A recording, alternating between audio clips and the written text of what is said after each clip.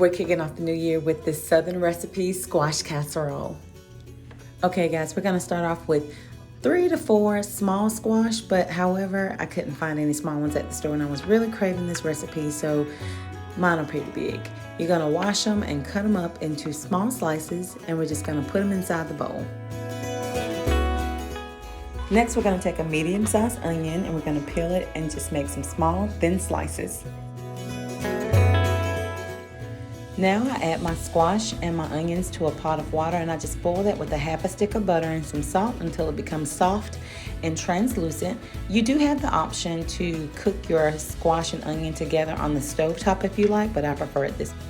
Alright, so while our squash and our onions are boiling away, we're now going to prepare our mix for the casserole. That's going to be 2 whole eggs and about 1.5 cups of milk. And we're gonna just mix that up together with some salt and pepper or whatever seasoning you like, but this is just the basic. You can recreate this squash casserole once you get the hang of it any way you like, but I'm just giving you the model for how to make a traditional squash casserole. Also, I know I said 1.5 cups, but I'm just gonna eyeball it because I've been making this for a while.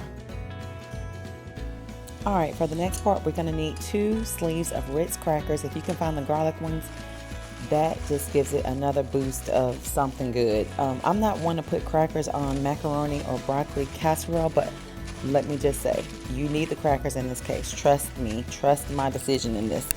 You're going to mix the 2 sleeves of crushed Ritz crackers with about 1/2 stick to a stick of butter. I'm just going to keep it a little healthy by using 1/2 stick, but hey, you do what you like. Okay, so now we're going to grate 22 ounces of sharp cheddar, or about 2.5 blocks. Y'all know how we do. And you can add whatever cheese you like to this.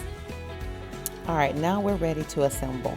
So we're going to take our squash and onions that we cooked with the butter and salt and pepper and whatever seasons you like, strain off the water, and I keep a little water just because I like mine kind of mushy, and go ahead and put it in the pan.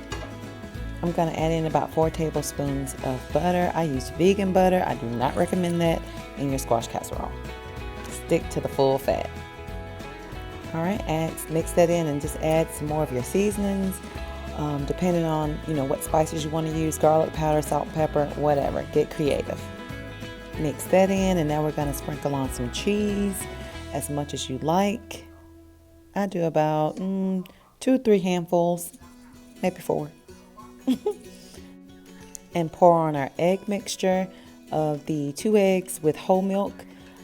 Just mix that up and give it a good swirl, and go ahead and pour that in, and we're going to mix that in with the cheese and the squash. Okay, and with your fork you want to get in there once you have your milk mixture in, and you just want to kind of press on the squash a little bit, break it up a little bit, and that's why you want it soft and mushy. And for this next part, I need for y'all to trust me. Just believe in what I'm telling you, because I promise you it's going to come to a good result. Next thing you're going to do is you're going to add some of your crushed Ritz crackers, and I don't know what it is. I don't know if it's the butteriness of the Ritz cracker, but it just gives it such a great flavor. So 1 sleeve of that, you're just going to go ahead and add that into the squash, and just mix it up and get it all in there. And when it bakes up, you don't even know it's in there, but I promise you it totally makes a difference. And off screen, apparently I mixed the Ritz crackers and the cheese together, and that's the Ritz crackers that has the butter in there, and we're just gonna sprinkle that over the top of the casserole. And you just want to add as much of that, possibly all of that as possible, to the casserole. Just layer it on top, get it good and even, and get every little piece of liquid you see covered up with some cheese and crackers.